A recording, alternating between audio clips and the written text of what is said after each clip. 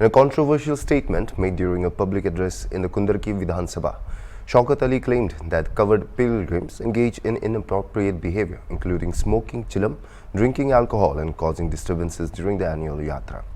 His comment sparked widespread criticism.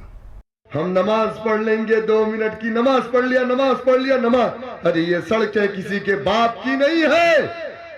2 महीना कांवड़ यात्रा सावन के महीने में नेशनल हाईवे को बंद करा करके पुलिस डिपार्टमेंट के लोग कांवड़ियों के पैर धुलते हैं और कांवड़िए बेचारे माशाअल्लाह लेकर के मस्त रहते, चिलम भी मारते हैं, शराब भी पिए रहते, हुड़दंग भी मचाते हैं, गाड़ियां भी तोड़ देते हैं, लेकिन हमारा पुलिस डिपार्टमेंट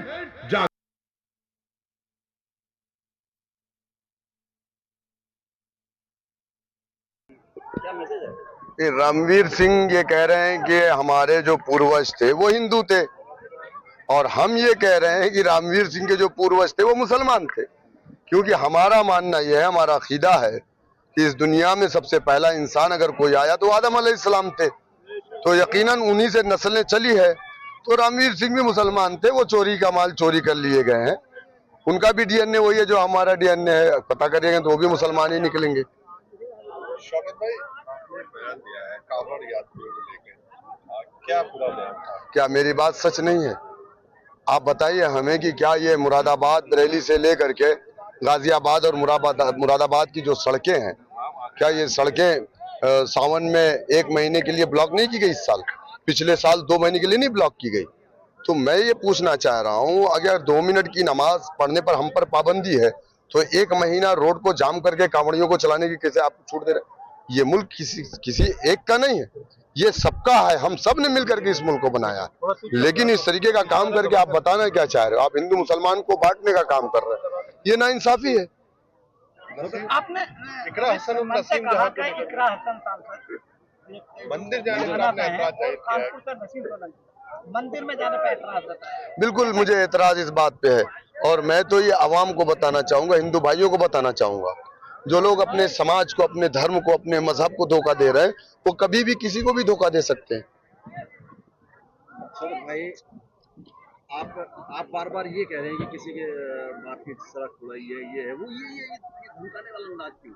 नहीं, ये धमकी नहीं है, ये मेरा सवाल है और ये जवाब भी है कि ये सड़कें किसी पर्सनल की नहीं है, ये सड़कें जनता की है और जनता के टैक्स के पैसों से बनती है, तो इन सड़कों पे जनता का अधिकार है।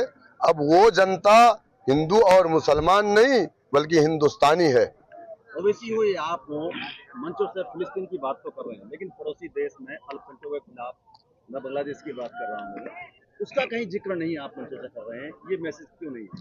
यही तो सबसे बड़ा मसला है कि मोदी जी बांग्लादेश की बात कर रहे हैं, योगी जी बांग्लादेश की बात कर रहे हैं, लेकिन उनका यहाँ का अल्पसंख्यक जो मारा जा रहा है उसकी बात नहीं कर रहे हैं और जा करके वहां दुबई में शेख से या हबीबी करके मिल रहे हैं। मतलब जो कर रहे हैं कि आप भी नाम नहीं लेंगे? नहीं, बिल्कुल। देखिए, किसी भी देश में किसी के साथ अगर जुल्म हो रहा है तो वो इंसानियत का कत्ल है। हमारी मुकद्दस किताब कहती है कि किसी भी इंसान का कत्ल करना गोया पूरे इंसानियत का कत्ल करना है। हम उसके खिलाफ हैं, किसी के साथ भी जुल्म नहीं होना चाहिए, चाहे वो हिंदू मुसलमान, चाहे वो किसी मजहब को ना मानता हो, नास्तिक ही क्यों ना हो, ये नहीं होना चाहिए, ये गलत है, हम इसको कंडम करते हैं।